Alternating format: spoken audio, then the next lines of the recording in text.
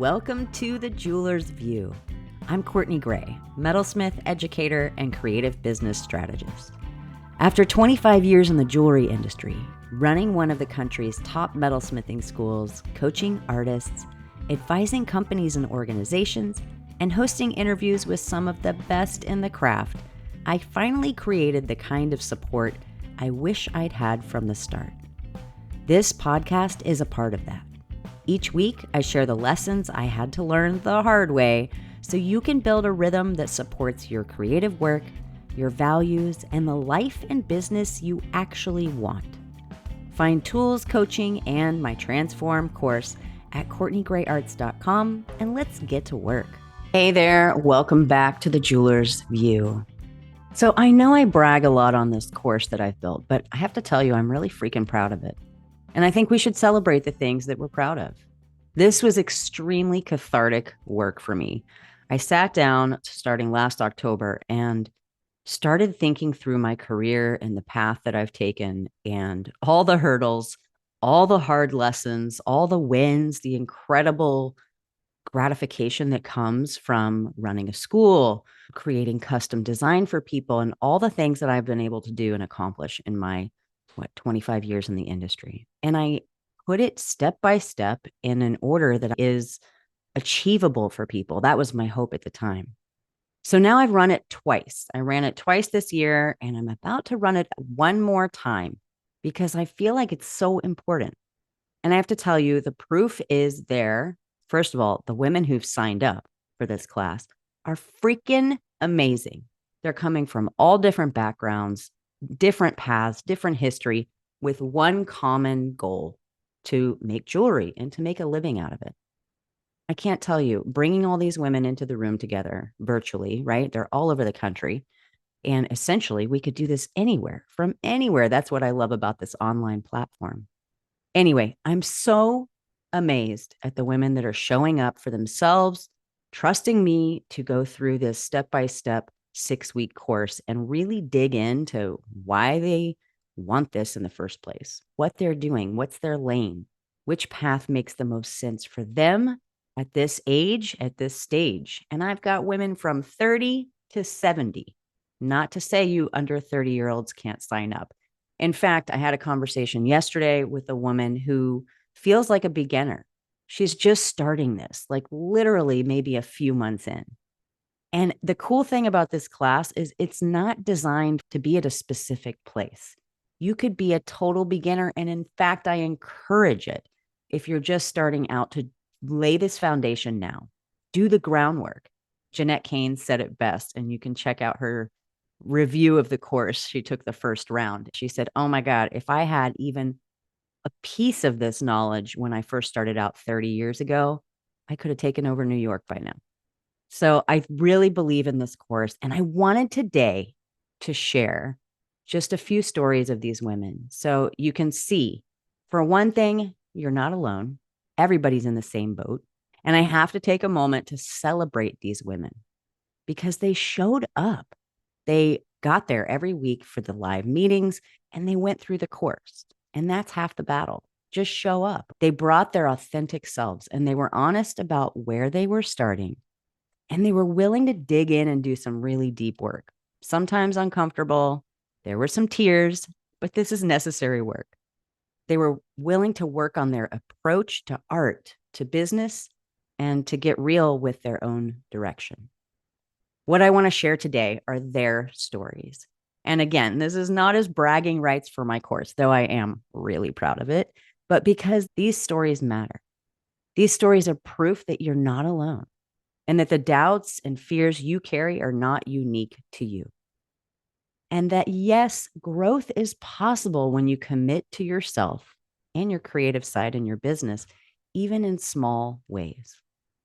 Every one of these women had real life distractions, families, jobs, curveballs, caregiving. Life didn't stop so they could take this course. It doesn't work that way. But they still made space. And that's what I want to celebrate.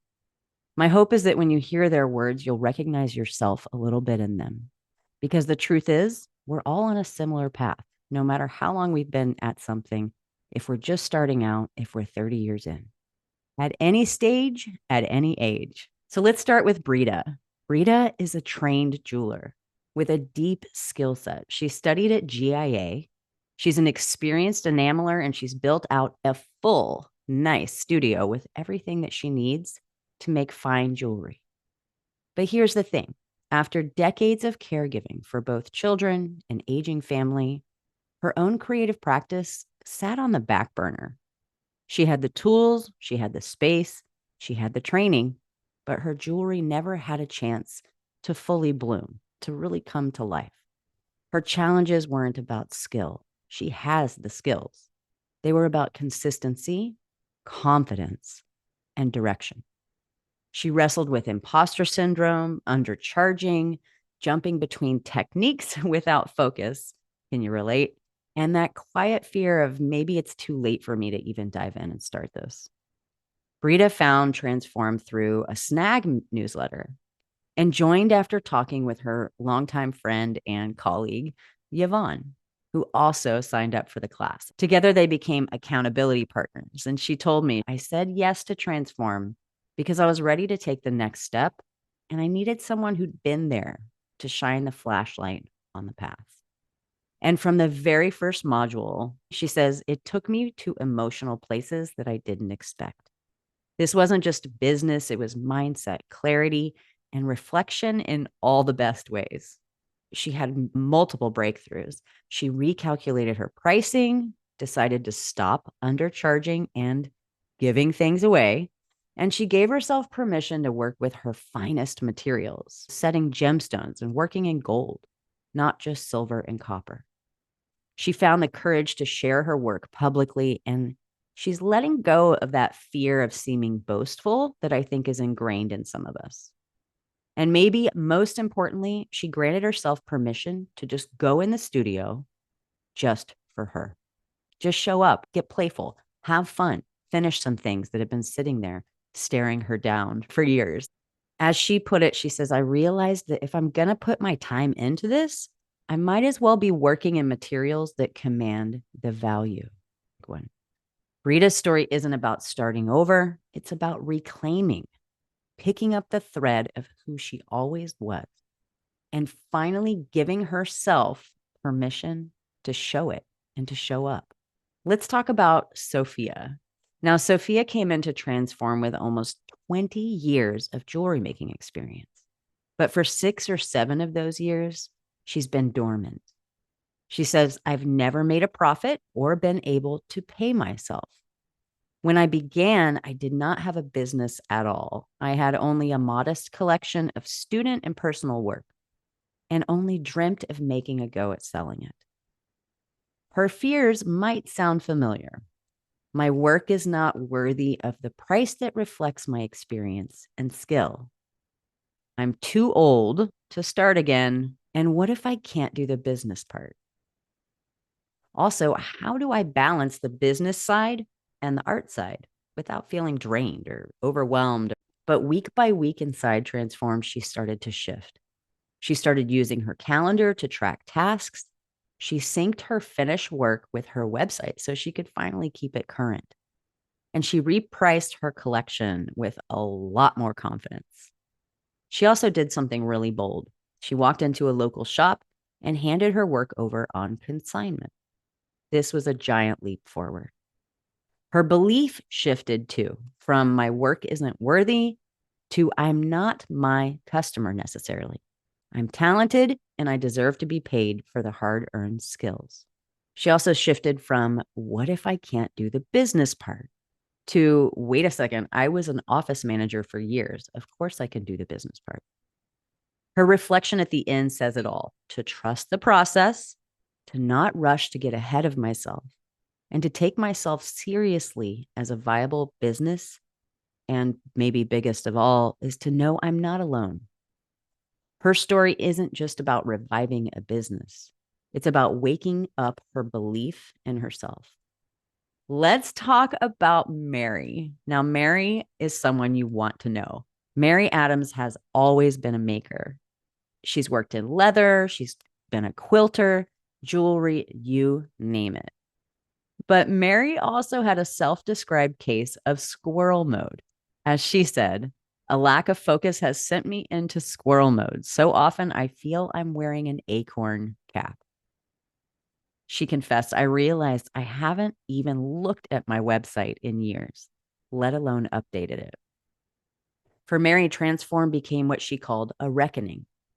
I'm really digging deep on this like I never expected to. I haven't been able to do anything else talk about a reckoning. I'm learning so much about what I want and where I want to go.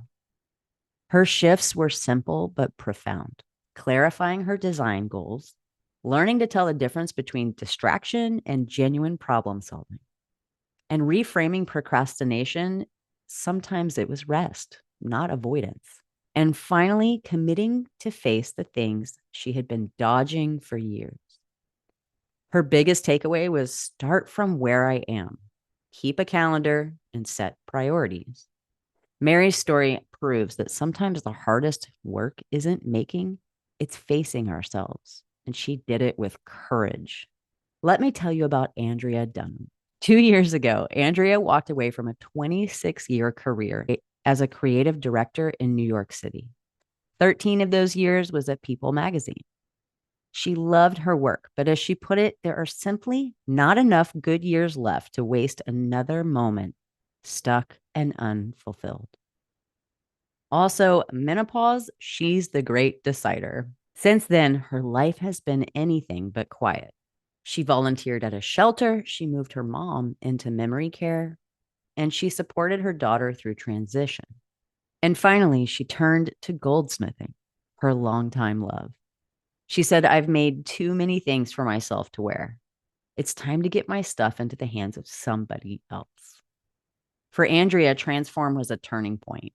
It gave her the structure, focus, and community to connect her creative passion with a sustainable business path. Her story isn't about dabbling in a hobby. It's about reinvention, about leaving behind a successful career, tending to her family, and finally choosing herself. Andrea's courage shows us that it's never too late to shift, to reinvent, and to build something that aligns with the life you actually want now. These are just 4 of the incredible women from this July 2025 Transform cohort. I can't tell all of them, but I will be back with a few more next week. Each of them came in with different backgrounds, different struggles, and different dreams. But what they all had in common was the willingness to show up. That's worth celebrating. I am so proud of these women, and I'm so honored to be able to continue to host this course so we can clear the path, get clear on our direction. Where are we headed? What do we want right now? And how do we show up for that consistently and with courage? Next week, I'll share part 2, including Brenda, Sherry, Yvonne, Jeanette, and Maggie.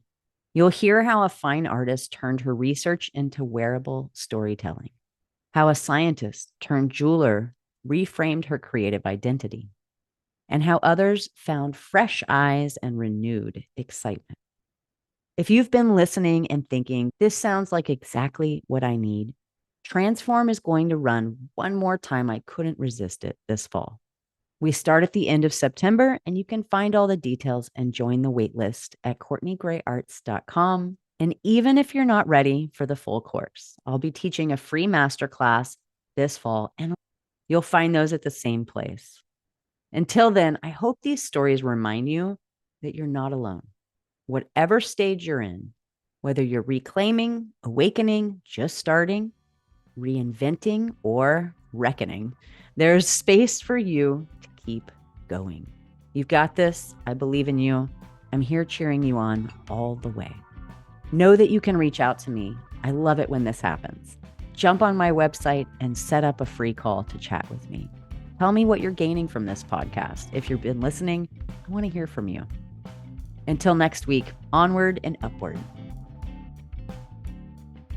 Thanks for listening to The Jeweler's View. If today's episode gave you something to think about, consider sending it to a friend or share it on social and tag me at Courtney Gray Arts.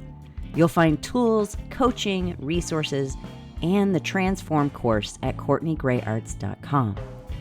And if no one's told you this lately, remember, you're not behind. You're becoming exactly the kind of maker your business needs. And that kind of depth, it takes time. I'll be back next week, same time, same tough love. Onward and upward.